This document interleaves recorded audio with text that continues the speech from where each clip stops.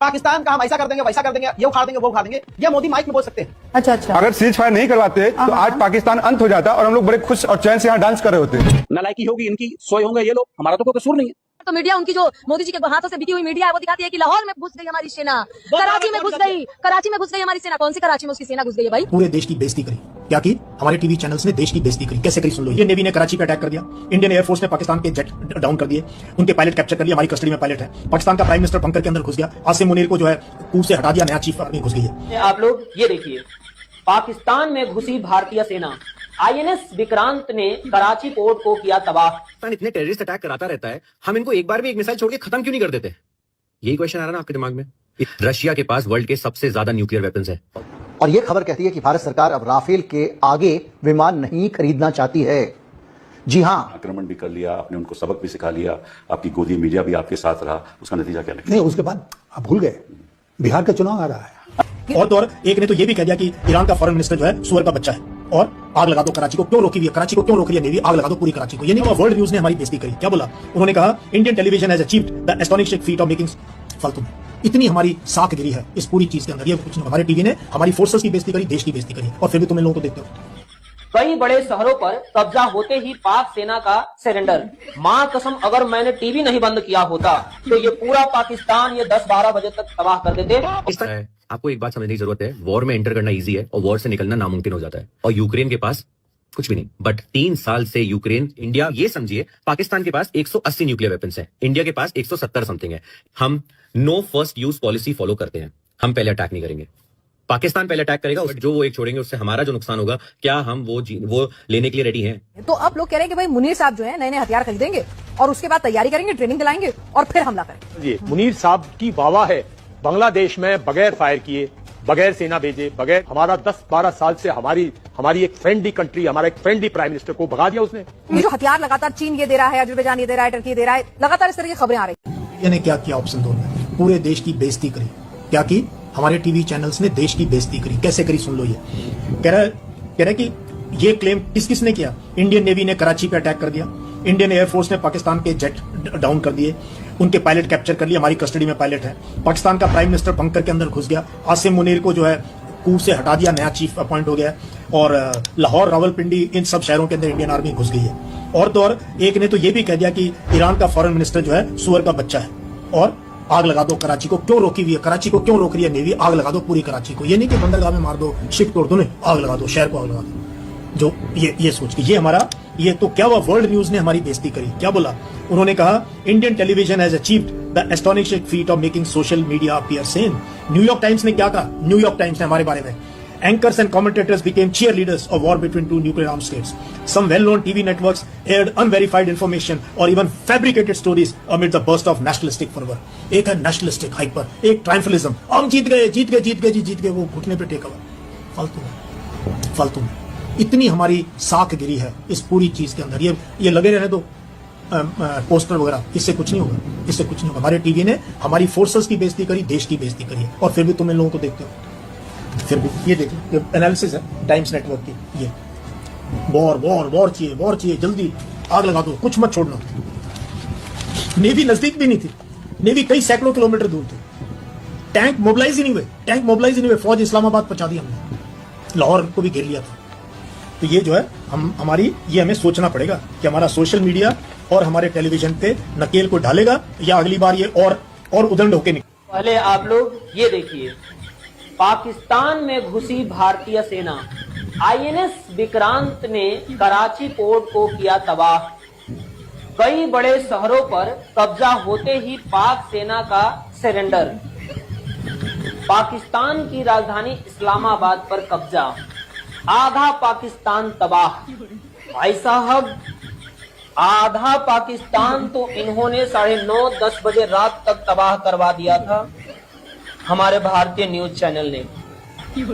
मां कसम, अगर मैंने टीवी नहीं बंद किया होता तो ये पूरा पाकिस्तान ये 10-12 बजे तक तबाह कर देते और हमारा भारतीय सेना को ये लोग अफगानिस्तान में पहुंचा देते 1 बजे रात तक। ठीक है, इतनी संवेदनशील स्थिति में हमारे न्यूज चैनल ये फेक न्यूज चला रहे हैं और अपनी टीआरपी, अपने व्यूज बढ़ाने के चक्कर में ये लोग कुछ भी लोगों को दिखा रहे हैं। ठीक है, सोचना चाहिए, शर्म करना चाहिए इनको, ये क्या शो कर रहे हैं, क्या दिखा रहे हैं लोगों। पाकिस्तान इतने टेररिस्ट अटैक कराता रहता है, हम इनको एक बार भी एक मिसाइल छोड़ के खत्म क्यों नहीं कर देते? यही क्वेश्चन आ रहा है ना आपके दिमाग में? इतनी अपने लोगों को मरते हुए देख रहे हैं, गुस्सा आ रहा है। आपको एक बात समझने की जरूरत है, वॉर में एंटर करना इजी है और वॉर से निकलना नामुमकिन हो जाता है। रशिया के पास वर्ल्ड के सबसे ज्यादा न्यूक्लियर वेपन्स हैं और यूक्रेन के पास कुछ भी नहीं, बस थोड़े से प्रोमिसेस वेस्टर्न नेशंस के। बट 3 साल से यूक्रेन वॉर में लड़ रहा है। तो आपको ये समझना है कि वॉर सुनने में बड़ा अच्छा लगता है बट लास्ट रिसोर्ट होता है। एक बार एक मिसाइल आपने फेंक दी तो उसके बाद कोई अंत नहीं है जब तक सीज फायर डिक्लेयर ना हो जाए, जब तक दोनों पार्टी साथ में बैठ ना जाए। तो आप एक बात को याद रखिएगा, इस war is not something which India will ever want, because हम बोलते ना नंगे से खुदा आ रहा है। पाकिस्तान वॉर तो हारेगा बट उससे पहले खुद को पूरा बेच देगा वॉर में बस रहने के लिए। वे तो पहली बात हो गई ये, और लास्ट बात हो गई न्यूक्लियर नेशंस। हम दोनों देश न्यूक्लियर नेशंस हैं। तो आप ये समझिए, पाकिस्तान के पास 180 न्यूक्लियर वेपन्स हैं, इंडिया के पास 170 समथिंग है। इंडिया चाहे तो और बना ले बट इंडिया फॉलो करता है मिनिमम क्रेडिबल डेटरेंस की पॉलिसी, कि मतलब मारेंगे तो। सबसे पहला पॉइंट है, हमारे पास है उनसे डबल आर्मी, हमारा बजट है उनसे 7 गुना। तो हमारी आर्मी 35 to 36 लाख की है, उनकी आर्मी 15 to 16 लाख लोगों की। हमारा बजट $70 बिलियन का है, उनका बजट $10 बिलियन का है। और सबसे इंपॉर्टेंट पॉइंट, इंडिया के पास है INS विक्रमादित्य और INS विक्रांत, जो एयरक्राफ्ट कैरियर्स है, मतलब उनके शिप पर प्लेन टेक ऑफ कर सकता है। फाइटर सी में सबसे स्ट्रांग है। ये बात हमें समझनी जरूरत है कि हमारे पास है तो सही न्यूक्लियर वेपन, हम स्ट्रांग भी हैं, हम सी से भी न्यूक्लियर वेपन शूट कर सकते हैं, बट हम no first use policy follow करते हैं। हम पहले अटैक नहीं करेंगे, पाकिस्तान पहले अटैक करेगा, उसके बाद ही हम अटैक करेंगे। अटल बिहारी वाजपेयी जी के टाइम पे ये पॉलिसी साइन हुई थी। तो आप एक बात समझिए कि हमने पहला मिसाइल तो छोड़ दिया, उन्होंने पहला न्यूक्लियर वेपन छोड़ा, हम अपना एक जाएगा, बट जो वो एक छोड़ेंगे उससे हमारा जो नुकसान होगा, क्या हम वो लेने के लिए रेडी हैं? और ये खबर कहती है कि भारत सरकार अब राफेल के आगे विमान नहीं खरीदना चाहती है। जी हां, भारत सरकार जो राफेल के विमान खरीदने जा रही थी, उस डील को वो कैंसल करने वाली है। और ये जो विमान हैं, ये थे 26 राफेल मेरीन जेट। ये क्या होता है? दरअसल जो INS विक्रांत है हमारा युद्धपोत, ये विमान उसके लिए खरीदे जा रहे थे, यानी उसके ऊपर से ही ये उड़ान भरते और उसी पे लैंड करते अपना काम करने के बाद में। तो अब इन विमानों की जो खरीद है उसको भारत सरकार टाल सकती है। ओपन मैगजीन नाम की एक डिफेंस मैगजीन है, उस मैगजीन ने इसको रिपोर्ट किया है। उनका कहना है कि भारत सरकार ने अब नए सिरे से रूस के साथ सुखोई 57 Su-57 फेलॉन विमान खरीदने का सौदा करना शुरू कर दिया है। बट अभी तो ये कहते हैं कि अगर जब हम 2 ही बातों पे चर्चा करेंगे पाकिस्तान के साथ, एक POK और एक टेररिज्म, तो फिर तो चर्चा होगी नहीं होगी। फिर इसका फायदा क्या है? आपने आक्रमण भी कर लिया, आपने उनको सबक भी सिखा लिया, आपकी गोदी मीडिया भी आपके साथ रहा, उसका नतीजा क्या नहीं? उसके बाद आप भूल गए, बिहार का चुनाव आ रहा है। अच्छा भाई, पुलवामा हुआ तो चुनाव आ रहा था,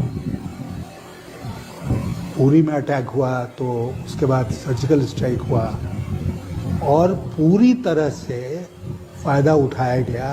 चुनाव में मोदी जी का भाषण हुआ जिसमें उन्होंने कहा कि फर्स्ट टाइम वोटर से मैं अपील करना चाहूंगा कि पुलवामा के शहीदों के नाम पर वो 1 वोट हमको दे। अब बताइए, नेशनल सिक्योरिटी के इशू को, पुलवामा के शहीदों को पोलिटिसाइज कर दिया। और इसीलिए अभी जो कुछ हुआ वो मैं मानता हूं कि पूरी तरह से वो बिहार के चुनाव को ध्यान में रख के किया जा रहा है। और अभी ये जो तिरंगा यात्रा और ये सब लेके बीजेपी खुद क्रेडिट लेना चाहती है।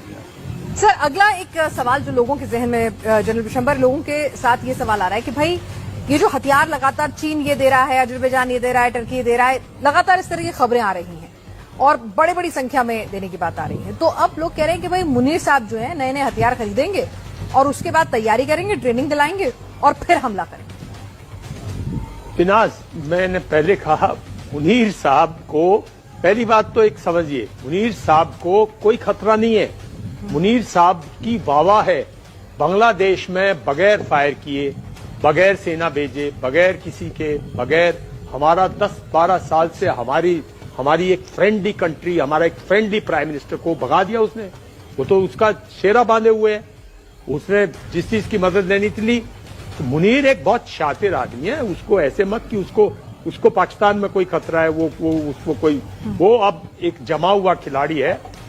जैसे याया खान थे ना, पहले उन्होंने अपने आप को फील्ड मार्शल डिक्लेयर किया, फिर उन्होंने 58 में मार्शल लॉ लगा दिया, फिर वो 65 तक, जब तक हमने उसको नहीं किया, 68 में जब तक वहां रेवोल्यूशन नहीं हुआ, वो नहीं छोड़ के भागे। तो ये याया खान और जियाउल हक, ये उस श्रेणी में आता है। तभी वो कट्टरवाद की बात करता है।